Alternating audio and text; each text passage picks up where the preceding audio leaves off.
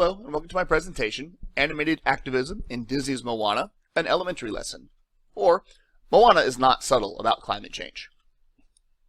I'm your presenter, Matt Stevenson, out of the University of Tennessee in Knoxville in the Theory and Practice in Teacher Education Department with a focus on social studies. The purpose of this presentation is to provide lesson planning for teaching environmental social studies utilizing Disney's Moana. The intended audience for this presentation is current and future elementary teachers building social studies lessons. Social studies teachers in general, I should point out that when I did these lessons, I actually did them at the secondary level, and they were just as popular as I imagined they would be with younger students. I'm also looking to reach out to mentor teachers who support our new teachers in lesson planning, and of course those Disney fanatics who ruin these movies for everybody. We are all well aware of who we are. The agenda for this presentation first is to provide a brief overview of Moana and its impact. We'll then discuss the possible uses for Moana for social studies lessons. Then be watching a series of clips starting with Moana and the issue of climate change with short clip number 1 and short clip number 2. There'll be a brief mention of Moana and geography. I should point out that this lesson plan is not part of this presentation. However, it is in the actual paper that will be published based on this presentation. We're then going to look at short clip number 3 and discuss the issue of Moana and sovereignty. And finally, Moana and local responsibility with short clip number 4 and number 5. There will be a reflection at the end with the issue of timing and scaffolding by age group and how, of course, we can support interns and new teachers in using film. The use of the film Moana in this case is first and foremost to introduce environmental issues into the classroom. We also want to use Moana as a geography tool for the studying of the region of Oceania, something that's often missed throughout K through 12, let alone at the elementary level. We will discuss Moana as an analogy of United States environmental responsibility, specifically in the Marshall Islands. That'll be the focal point for this particular presentation. But also recognize that Moana is a springboard for global and environmental awareness issues. Now, as I mentioned before, the focus for this particular environmental impact presentation is how we can utilize Moana as an analogy for the Marshall Islands. The broader research paper deals with much of the region of Oceania, specifically focused on Polynesia. But in this case, we want to look at this small series of islands in a portion of Oceania that has been a U.S.-controlled territory until 1986, but is still currently a U.S. protectorate. The reason we want to look at this place is because we're not only dealing with the typical environmental issues due to climate change, things like rising sea levels, things like overfishing leading to environmental destruction, but we also want to focus on the Marshall Islands, particularly because it was the region most impacted by United States nuclear testing. In particular is the Castle Bravo nuclear testing, the largest thermonuclear weapon set off in human history, at least until this point. So really, there are a few places that have more direct connection to United States involved environmental changes. Moana, with its analogy for environmental damage caused by humans and something that can be dealt with by humans, this is an excellent place to make our comparison. The timing of this research project coincides with Disney unveiling its latest attraction in Orlando, the Journey of Water. Taking a look at the Disney website, the Journey of Water is an exploration trail where water comes to life. And as you scroll down through Disney's advertisement for this new attraction, you can see the various messages that do apply to our social studies messaging. Things such as water connects us all. The description says things like, as you traverse this trail, you'll play and interact with water in new ways as you learn about the global water cycle, which takes water on a wondrous adventure around our planet. Along the way, discover how you can help protect this precious natural resource and make a positive impact on the world. Now, granted, this is Disney's advertisement aspects here. We are talking about corporate environmentalism, maybe not the best model to follow when it comes to understanding environmental issues. Nevertheless, we've taken this opportunity to take Disney up on their challenge and understand water as a natural resource and to make a positive environmental impact through researching environmental issues with the use of the Disney film Moana. So explore the Disney website to get an idea of this attraction, but more importantly is connecting this particular Disney attraction and this Disney film to the NCSS standards.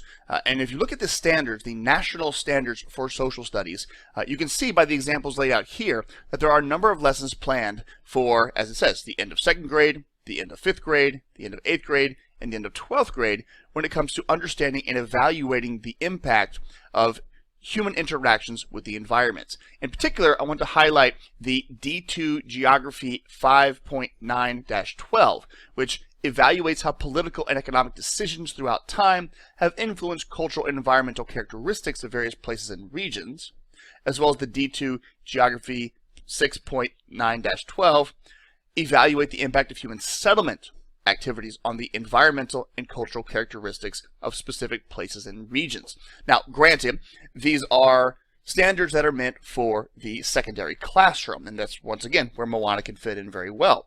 However, I strongly encourage beginning this type of discussion, particularly with a movie like Moana that is marketed toward children, to begin the discussion of the environmental impact of humans and our interaction, and what that means for places such as those represented in this Disney film.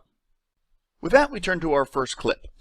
The scene that is depicted here introduces Maui, the main antagonist of the film Moana, and his destruction of Mother Earth through the stealing of the heart of Te Fiti. This is going to lead to a chain reaction, in this case human interactions, that have led to effects with the environment that is the cause of the destruction of Moana's island. So this short scene can be utilized in the classroom to introduce environmental issues through mythology and analogy. Clearly, this scene is fantastical and magical. It is telling a mythological aspect to the coming changes in the environment. In particular, the representation of the destruction of Mother Earth by the actions of Maui and the rise of, well, you could make an analogy for global warming, the fire demon that emerges as a result of the destruction that takes place. So the scene, again, is, as I said, mythological, and it is heavily based in analogy, but it is also framed in the storytelling of an older generation, the grandmother, and the actions that had taken place in the older generation, telling the young children, and you could say even scaring, well, most of the young children, in the aspects of the destruction of their environment. Although, you could also make the comment that Moana is more engrossed in this and might even see this more as an opportunity for her own actions to deal with the issues of the older generation. So here's a list of questions. I'm not going to go through all of these, but these are some things that I would tend to put out there to students after showing this particular clip about analyzing the film. Keep in mind that when you are watching film, whether you're just showing short clips or watching the entire movie, it is important to always engage with the very specifics, particularly when you're dealing with young children. When you're dealing with elementary age students, you're going to need to have them recap what they just saw. What is the story that the grandmother is telling? Tell me about the various characters. One way we actually had organized this lesson was to even break students up into small groups and assign each of them, before showing the clip, a specific character to look after. This group is going to look after Te Fiti. This one's going to comment on Maui. This one on Te Kā. This one on the grandmother. This one on the other children. To make sure students are actively engaged in dissecting this particular clip, in order to encourage the discussion that is going to make the analogy impactful on our lessons of social studies-based environment. Now, the analogy portion of the environmental issues, or the mythological aspects demonstrated by grandmother, can then be paired with this scene.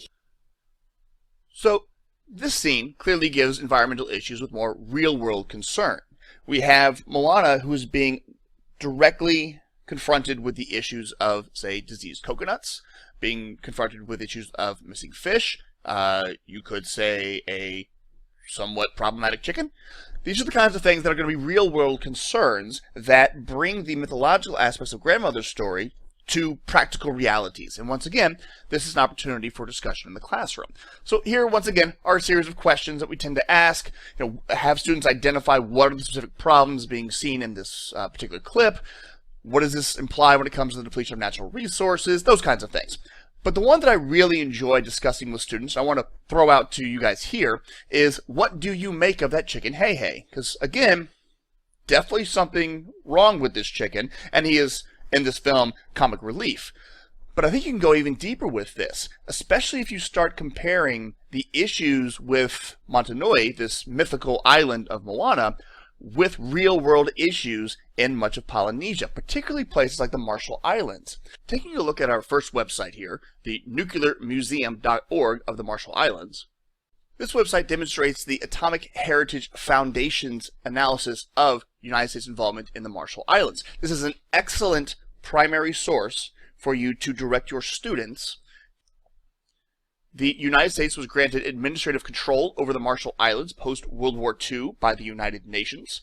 The United States used this area for atomic testing, and again, this website gives explicit details, historical background and context. It's got great visual imagery and talks directly about the environmental impact of America's nuclear testing. Here again is a demonstration of the Castle Bravo test.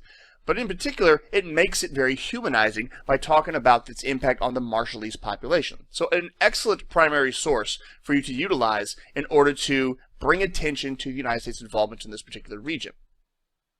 Taking a look at our second website, the Is This Cora and Ukraine's Water is Licensed initiative. As a result of nuclear testing, as well as climate change issues leading to rising sea levels, water is in short supply in places like the Marshall Islands. So this is an excellent website that talks about local initiatives to deal with environmental crises in order to purify water and to provide resources to the Marshallese population impacted by international climate change as well as United States nuclear testing. It is an excellent resource to talk about local initiatives partnering with the global community in order to deal with the environmental crises of the Marshall Islands. Both of these websites deal with the repercussions of United States nuclear testing in the Marshall Islands, a series of islands in Oceania. Then maybe we could go into a deeper interpretation of this chicken. Was this chicken born with a disorder, infected by, say, nuclear radiation? Or, even deeper perhaps, you could argue that maybe Hey is the only animal on this island that recognizes that the food has been tainted by radiation, hence the dead coconuts, hence the missing fish. The chicken's trying to survive by eating something impractical, like eating a rock. Again, comic relief for this particular movie, but it gets students thinking a little deeper, particularly when you directly confront them with this question. Give them a moment to enjoy the comedy of this chicken, and then start in the deeper exploration. I have found that elementary age students can in fact engage on this level when you ask them directly. Again, I encourage you to visit both of these websites. They are very effective in helping to demonstrate this point. Moving on to our third clip and our third point. This is arguably the most popular song of this movie. This is Maui's introduction with the song You're Welcome as he is confronted by Moana. Now, pay close attention to what is actually going on in this particular scene when it comes to environmental issues. It's very easy to get sucked into the enjoyment of this song, and typically our students will. That's why it's important for our teachers to recognize what's really important. Now, this particular scene, as I mentioned before, is very popular with our students, both at the secondary and the elementary levels. But the reason why it's popular is because the song is very catchy. Maui is a very attractive individual, both on a psychological and an emotional level. These are the kinds of things that help to draw students into the movie. But it also, if you'll notice how this scene proceeds, draws in Moana. Look at the still here. This is the beginning of the scene where Moana is determined, she is angry with Maui, she is forceful in her demands, and by the end of the scene, she is dancing along, she is smiling, she is engaged with everything that Maui is spouting here. In other words, she has been seduced. Now, let me pause there for a second. I would not use that terminology with the elementary students, but it is very effective to use that terminology with secondary students. This is a seduction. Maui is showing off. He's doing all of these things that demonstrate why he should be in charge and why he should be controlling things, and Moana should simply fall in line, become a new fan. But of course the whole thing ends in disaster for her. He's simply tricking her so he can get her out of the way, so he can steal her boat and he can escape. In other words, he is using Moana for her resources and then casting her aside. If we want to get really deep into this analogy, which of course you know I do, this could very well be the beginning and the introduction of a case study of the U.S. and the Marshall Islands, the United States' relationship with the Marshall Islands, and series of island nations in Oceania that the United States utilized for its space and its resources, and then cast its people aside. So diving deeper into this analogy, once again, you always want to make sure to ask the students to recap what had happened here, have them simply explaining the song, identifying specific victories that Maui mentions in his song. This is going to hopefully illustrate that most of his victories are over nature, over the tides, over the sun, over the sky, over various animals, these kinds of things. Have the students lay out Moana's reaction from the beginning to the end. How is this related to the entire overall story? What happens when Moana loses focus, right? That she actually gets trapped by the end of this. And then the repercussions of that. Well, she personally could be in danger, being isolated in this cave, but more so her island that she's trying to save could continue to be in danger. Maui has now been unleashed and can cause more harm. All of these are things that can be recognized as that analogy. Maui as this powerful and attractive force offering all of these benefits in this conquest over nature looks very much like the United States and its relationship with the Marshall Islands. So that's the question I want to focus on here with these available resources. The first website here is the United States Embassy's specific commentary on our relations concerning the Marshall Islands. So bringing your students to this website, you can directly see the United States Embassy's specific policies in our relations, as this menu option here demonstrates, of the United States dealing with the Marshall Islands. So we see here, United States Marshall Islands relations. Marshall Islands signed a compact of free association with the United States in 1983 and gained independence in 1986.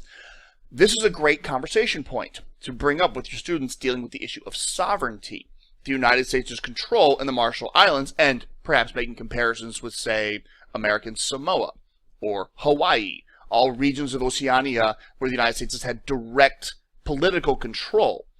And in the case of the Marshall Islands, you can continue to talk about the United States' responsibility as a result of that sovereignty for the environmental issues that are going on.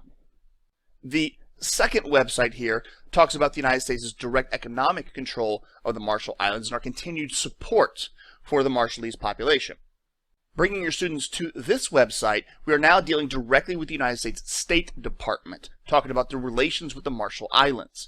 This, again, continues to bring the historical background into modern focus, talking about the impact of the United States nuclear testing, the continued and ongoing economic assistance that the United States gives to the Marshall Islands. This is a good conversation point with your students. Is this economic assistance, $80 million in assistance every year, is this going to make up for the decades of nuclear testing and the fallout that has resulted? This is something that, once again, deals with the environmental impact now on an economic level with the United States' culpability in the Marshall Islands. The third website deals with the nuclear testing on the Marshall Islands, specifically talking about the Bikini Atoll. Yet again, bring your students to this website. Allow them to read the description of the damage done by nuclear testing at the Bikini Atoll. Read about American policies, once again, with a grain of salt here, that the United States State Department has a particular direction they want you to look when it comes to what happened here on these regions. You can look at maps. There are various primary source documents. There is an image gallery. You can see some of the nuclear testing sites and testing facilities. These are all things that, again, would be excellent primary sources as you continue your analysis and comparison with the analogies that were given in Moana. The final two clips we'll be using for this presentation are going to demonstrate the next step in this lesson, and that is what can actually be done when it comes to dealing with environmental issues on a local and on a global scale. Now, with this short clip, we see two things involved here. First of all is the fact that we are dealing with environmental issues that are of local concern. Moana's father is determined to protect his people, to protect the island of Motunui from any environmental or other factors that might threaten his people and his homeland. But at the same time, we are seeing an individual who is so locally focused that he wants to ignore the rest of the world.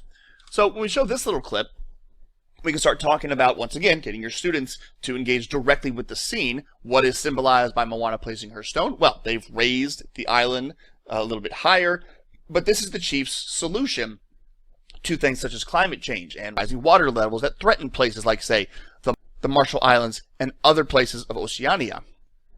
The chief's solution in raising the island one stone at a time, sure, you could see that as providing potential benefits, but also not going to solve the problem that is threatening this particular island. We talk about this as an analogy for how people can get so focused on, well, what is my community doing? What is my city doing? What is my country doing? This is one way to think about environmental issues that ignores the fact that this is all globally interconnected. Remember the whole introduction to this. Remember Disney's advertisement that water connects us all. The chief is not seeing things as connecting us all. So with that, we turn to our final clip. So the emphasis for this final scene is reversing the perspective that the chief had, which is we must be only concerned with local issues, and instead making those local issues into global concerns, or global issues that can also be addressed at a local level. The interconnection that we see going on as a message of this film. So once again, showing this clip, you always want to come back to those basic questions. What are local environmental issues in the film? But also, how can these local environmental issues be addressed literally by your classroom?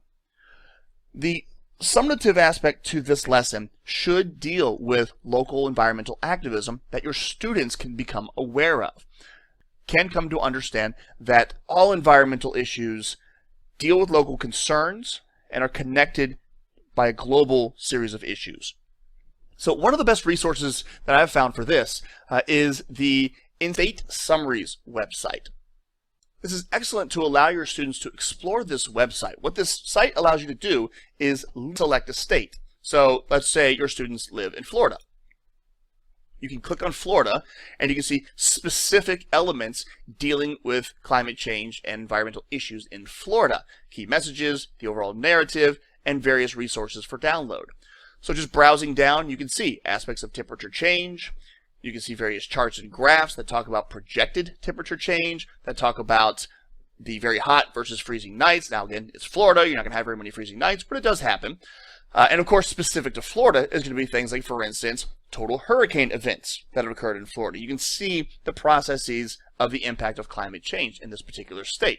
Returning here to the home, you can click on any state. So imagine doing a project with your students where you maybe research your home state through this website, and then assigning small groups to different states and different regions to see how local environmental issues have impacted those regions, what are similarities and differences with other states that students are examining, and then compare this with the global issues that we've seen on various other websites and the analogies we have made through the use of the film Moana. Moana is not the overall lesson purpose. It is simply the introduction and the engagement factor that you can utilize to then launch into these much more important localized discussion over environmental issues and their global impact.